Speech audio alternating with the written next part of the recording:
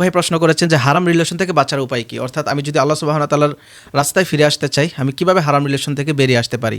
ভাই আপনার প্রশ্নের জবাব হচ্ছে, আপনি যদি হারাম রিলেশন থেকে বেরিয়ে আসতে চান, তাহলে আপনার হৃদয়ে আল্লাহ সুবহানাহু ওয়া তাআলার প্রতি ভয় জাগ্রত করতে হবে, অর্থাৎ আল্লাহকে বেশি পরিমাণে ভয় করতে হবে এবং আল্লাহর প্রতি ভালোবাসাকে বৃদ্ধি করে দিতে হবে। কারণ আল্লাহ সুবহানাহু ওয়া তাআলা বলেছেন, ওয়াল্লাযীনা আমানু আশাদ্দু হুব্বান লিল্লাহ, অর্থাৎ সব থেকে বেশি একজন মুমিন ভালোবাসবে তার রবকে, অর্থাৎ মুমিন সবচেয়ে বেশি ভালোবাসবে দুনিয়ার কাউকে নয়, একমাত্র আল্লাহ সুবহানাহু ওয়া তাআলাকে।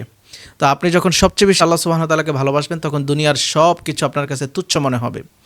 এছাড়াও আল্লাহ সুবহানাহু ওয়া তাআলা পবিত্র কোরআনুল কারীমের অন্য এক আয়াতে বলেছেন, ইয়া আইয়ুহাল্লাযীনা আমানু লা তাকরাবুজ জিনা, অর্থাৎ হে ঈমানদারগণ, যারা ঈমান আনয়ন করেছো, তোমরা জিনার নিকটবর্তী হয় না।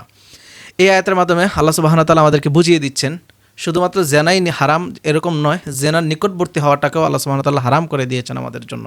আমরা হারাম রিলেশনের মধ্যে যে উপকরণগুলো ব্যবহার করে থাকি সেদেরকে বিরত থাকতে হবে। যেমন ধরেন, আপনি ফেসবুক, ইনস্টাগ্রাম, হোয়াটসঅ্যাপ কিংবা টেলিগ্রাম বা ইমো, যেই সব সাইটগুলোর মাধ্যমে আপনি তার সাথে যোগাযোগ করতেন, অর্থাৎ যার সাথে আপনার হারাম সম্পর্ক ছিল, সেই সব সাইটগুলো থেকে আপনাকে কিছুদিন বিরত থাকতে হবে এবং আপনি তার সমস্ত স্মৃতি আপনার গ্যালারি থেকে এবং তার সবগুলো নাম্বার আপনার কন্ট্যাক্ট লিস্ট থেকে আপনাকে মুছে দিতে হবে। সে আপনাকে যে উপহারগুলো দিয়েছে, সেই সব উপহার আপনি কাউকে দিয়ে দিতে হবে কিংবা আপনার থেকে এগুলোকে দূরে সরিয়ে দিতে হবে।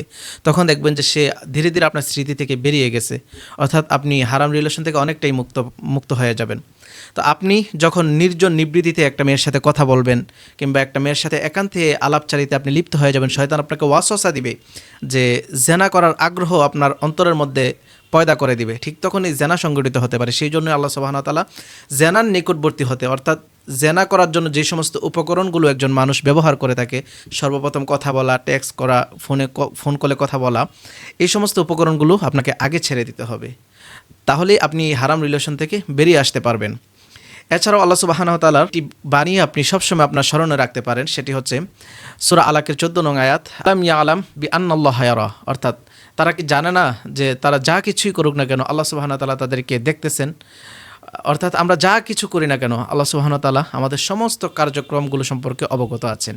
এছাড়াও আল্লাহ সুবহানাহু ওয়া তাআলা সূরা আনকাবুতের 45 নং আয়াতের মধ্যে বলেছেন, আল্লাহু ইয়ালামু মা তাসনাউন, তারা যা কিছুই করুক না কেন আল্লাহ সুবহানাহু ওয়া তাআলা তার সম্পর্কে অবগত আছেন। অর্থাৎ আমরা যা কিছুই করি না কেন আমাদের সব কাজ সম্পর্কে আল্লাহ সুবহানাহু ওয়া তাআলা অবগত আছেন।